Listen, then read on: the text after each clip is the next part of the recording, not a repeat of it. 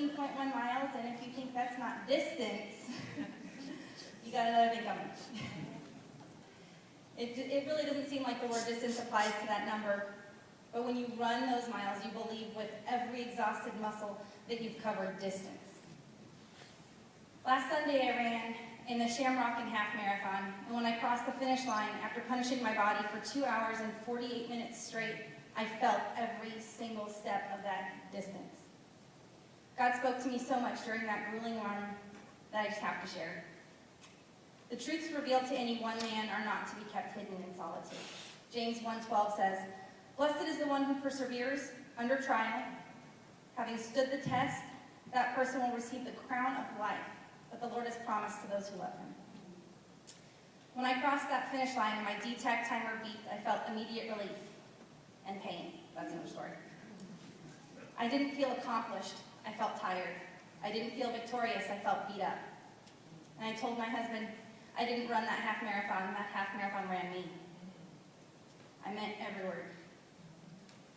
The only redeeming quality of the run was the medal I received at the finish. Yeah, that sounds good. I finished. It wasn't pretty. It wasn't easy. More than once I contemplated quitting. But God nudged me forward and carried me that final mile and a half.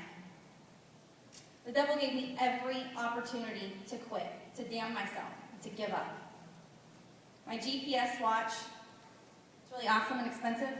It lost signal at 11.63 miles. And there was no mile 12 marker, so I thought I was running 11.63 miles for a long time. My iPod died around mile 11, and probably half a mile or so from the finish, I stopped running and had a conversation with God in the middle of the street in front of everybody who probably thought I was pretty crazy. But I told God that if he wanted me to finish, that he would have to pick me up and carry me, because literally I could not move my feet another step. This is my 4th half marathon, and I've been prepared for almost every other one that I have ran, and I was not prepared for this one. My body could not move. I was done. I wanted nothing more than to take off my shoes. But I started walking, and then I started running, all the way through the end with tears streaming down my face. To him who perseveres. So much in life is harder than that half marathon could ever be. Life is rough and unpretty, causing us to sweat and cry and hurt and bleed. But oh, the sweet crown that will someday grace our heads, that we can cast at the feet of the one who really deserves the victory. You know, when I look forward to that, I think, it really is meant for Jesus, because I don't want it. Because I know that even in the flesh, I can't earn it. I don't deserve it. That last half mile, I didn't run.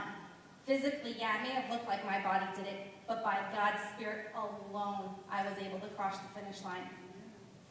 So, to anybody out there who thinks that they need God to show up in a tangible way, I promise you he will. When you are exhausted and you are beat down and you are hurting and you are crying and you are bleeding and all you can do, it takes all of your energy just to look up, he's there.